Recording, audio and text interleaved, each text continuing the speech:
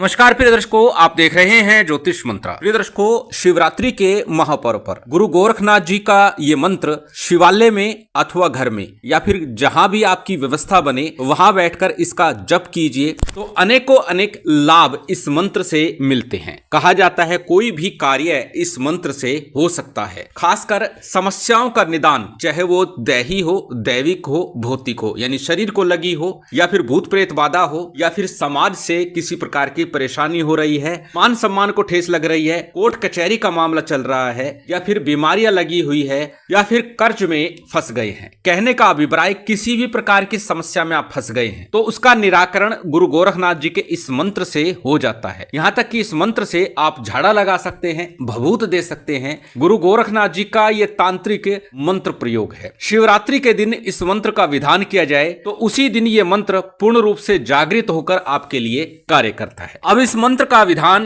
कैसे करना है, किस प्रकार करना है, किस सामग्री के साथ करना है। सामान्य पूजन सामग्री के साथ ये प्रयोग संपन्न होता है। मुख्य रूप से भोग सामग्री, क्योंकि पहले भी कई बार बोल चुका हूं, साबर मंत्रों के लिए मूल रूप से मंत्र का जप अनिवार्य है। यह साबर तांत्रिक मंत्र है तो साबर मंत्र का प्रभाव भी है और तांत्रिक मंत्र का पूर्ण प्रभाव भी है। साबर और तांत्रिक मंत्र तत्क्षण अपना प्रभाव दिखाते हैं, इसीलिए यह मंत्र जब आप जपेंगे, सिद्ध करेंगे तो उसके बाद स्वयं में ही आपको अनुभव प्राप्त होगा कि इस मंत्र की शक्ति क्या है, इस मंत्र का बल क्या है। इस मंत्र को सिद्ध करने के लिए सामग्री सभी स्क्रीन पर दे दी गई है। सामान्य पूजन सामग्री जिसमें अक्षत, पुष्प, धूप, दीप, नैवेद्य, फल, फूल, मिष्ठान, इसके साथ में रुद्राक्ष की माला का प्रयोग करना है। रुद्राक्ष की माला जो भी लेंगे वो प्राण प्रतिष्ठित लेंगे। प्राण प्रतिष्ठा विधि साबर मंत्रों के द्वारा मैं दे चुका हूं, प्ले लिस्ट में देख सकते हैं अथवा लिंक उसका डिस्क्रिप्शन में दे दिया जाएगा, वहां से उस वीडियो को देख सकते हैं। सरल रूप में साबर मंत्र के द्वारा अपनी माला, यंत्र, तावीज को आप सिद्ध कर सकते हैं। दूसरी मुख्य वस्तु होगी भोग और गूगल का धूप। मुख्य रूप से 3 सामग्री, माला, गूगल धूप और भोग सामग्री। इसके अलावा सामान्य पूजन सामग्री जो भी आपकी व्यवस्था बने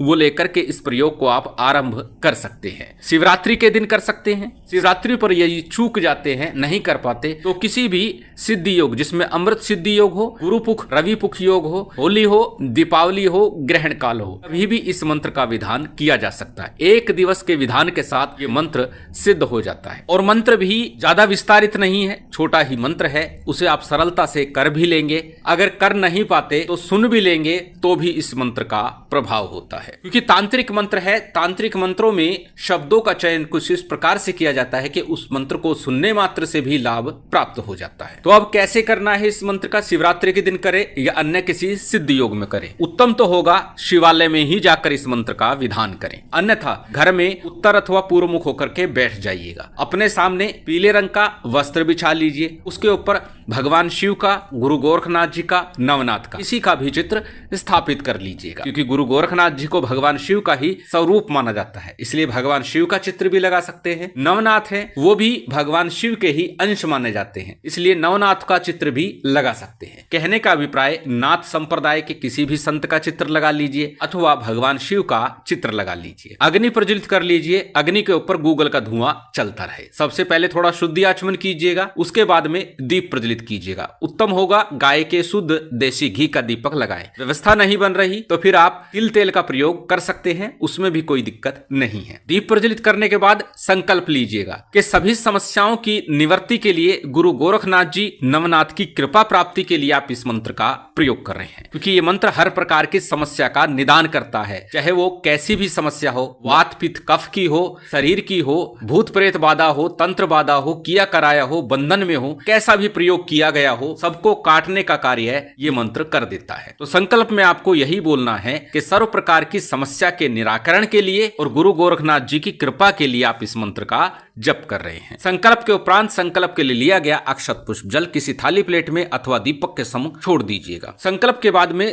पंचदेवों का सामान्य से ध्यान पूजन कर लीजिए। गणपति का, गुरु का, कुलदेव, पितृदेव, स्थान देव, इन पंचदेवों का आपको सामान्य ध्यान पूजन कर लेना। उसके बाद में शिव शक्ति का, गुरु गोरखनाथ जी, नवनाथ जी का ध्यान पूजन कर लीजिए। जैसी व्यवस्था, जो सामग्री आपके पास है उतने से पूजन कर लीजिएगा। साथ ही साथ भैरव जी का भी ध्यान पूजन कर लीजिएगा, क्योंकि भैरव जी के लिए मैं अक्सर बोलता हूँ, क्योंकि भैरव जी दिशाओं के रक्षक है, क्षेत्रपाल कहलाते हैं। भैरव जी के पूजन करने से हमारी साधना में, मंत्र जाप में आने वाली रुकावटें, विघ्न, बाधाएं शांत हो जाती है। इसलिए भैरव जी का पूजन भी प्रत्येक साधना सिद्धि के दौरान सामान्य रूप से कर लेना चाहिए। और कुछ नहीं, अक्षत लीजिए, भैरव जी के नाम से अक्षत छोड़ दीजिए, बस इतना भी पर्याप्त होगा। ये सामान्य पूजन विधान आपने संपन्न कर लिया। उसके बाद में मंत्र का जप करना है। पहले गणपति मंत्र, गुरु मंत्र और फिर उसके बाद मूल मंत्र का जप करना है। गणपति मंत्र के रूप में गणेश जी का जो मंत्र आप सरलता से बोल सके उस मंत्र का जप कर लीजिएगा। ओम गणपते नमः, ओम गणेशाय नमः, ओम वक्रतुंडाय नमः, ओम विघ्नेश्वराय नमः। जो मंत्र सरलता से बोल सके उसी मंत्र का आपको 11 बार, 21 बार अथवा एक माला का जप करना है। बात करें गुरु मंत्र की, यदि गुरु दीक्षा ली है तो अपने गुरु का ध्यान करते हुए अपने गुरु मंत्र का ही जप कीजिएगा। अन्यथा भगवान शिव के या गुरु गोरखनाथ जी के ही मंत्र ओम नमः शिवाय, ओम गुरु गोरक्षनाथाय नमः, किसी भी मंत्र का जप गुरु मंत्र के रूप में कर सकते हैं। उसके बाद आज का जो मूल मंत्र है इसका आपको जप करना है। मंत्र जाप से पूर्व यदि मंत्र को कंठस्थ कर लिया जाए तो उत्तम होता है, परंतु मंत्र थोड़ा सा विस्तारित है, तांत्रिक मंत्र है, हो सकता है याद करने में थोड़ी समस्या हो, परेशानी हो, तो उसके लिए क्या करें, भोजपत्र के ऊपर लाल चंदन से, चमेली की अथवा अनार की कलम से इस मंत्र को लिख करके अपने सामने रखिएगा, अथवा किसी कोरे सफेद कागज के ऊपर इसे लिख लीजिएगा, उसे अपने सामने रख लीजिएगा। फिर मंत्र का जप इसे देख करके भी कर सकते हैं। 5, 7, 10 बार दोहराएंगे, मंत्र जाप करेंगे, उसके बाद स्वतः ही मंत्र चलने लगेगा, मंत्र याद हो जाएगा। मंत्र अत्यंत सरल है, आपकी स्क्रीन पर है, स्क्रीनशॉट ले सकते हैं, किसी कॉपी नोटबुक में नोट कर सकते हैं। मंत्र को एक बार बोल करके बता देता हूं। मंत्र इस प्रकार है, ओम गौं गोरक्षनाथ महासिद्ध सर्व व्याधि विनाशक विस्फोटक भयम प्राप्ते रक्ष रक्ष महाबले यत्र त्वं तिष्ठते देव लिखतो अक्षरम पंक्ति भी रोगास्तत्र प्रणश्यन्ति वात पित्त कफोद्भवा तत्र राज भयम नास्ति यान्ति कर्णे जपाशयम शाकनी भूत बेताला राक्षसा प्रभवन्ति न काले मरणम तस्य न च सर्पेण दृश्यन्ते अग्नि चोर भयम नास्ति ओम ह्रीं श्रीं क्लीं गोम गोरक्षनाथ नमस्तते ओम ठे ठे ठे स्वाहा। प्रिय दर्शकों, इसमें जिन जिन चीजों का वर्णन किया है उनसे तो मुक्ति मिलती ही है, गोरखनाथ की कृपा प्राप्त होती है और सभी कामनाएं, मनोकामना भी पूर्ण होती है। साथ ही साथ धन धान्य की वृद्धि भी होती है, क्योंकि बीज मंत्रों के साथ संपुटित ये मंत्र है। इसी मंत्र का आपको जप करना है। अब मंत्र जाप कितना करना है, यदि किसी पर्व काल में आप करते हैं तो 31 माला का जप कीजिएगा और गूगल से 1 माला का हवन कीजिएगा। अन्यथा नित्य प्रति 3 माला जप करके 11 दिनों तक लगातार करें, ये भी आप कर सकते हैं। जप के बाद में 11 बार गूगल की आहुति दीजिएगा। इस प्रकार से भी ये मंत्र पूर्ण रूप से जागृत हो जाता है। दोनों ही विधान लिखित रूप में भी दिए जा रहे हैं। किसी को समझने में समस्या हो तो लिखित रूप को भी देख लीजिएगा, अन्यथा कमेंट के माध्यम से प्रश्न कर सकते हैं, प्रश्न का उत्तर अवश्य दिया जाएगा। जब आपका मंत्र जाप पूर्ण हो जाए, सामान्य आरती कीजिएगा। आरती के बाद जो नैवेद्य है वो भी अग्नि पर ही आपको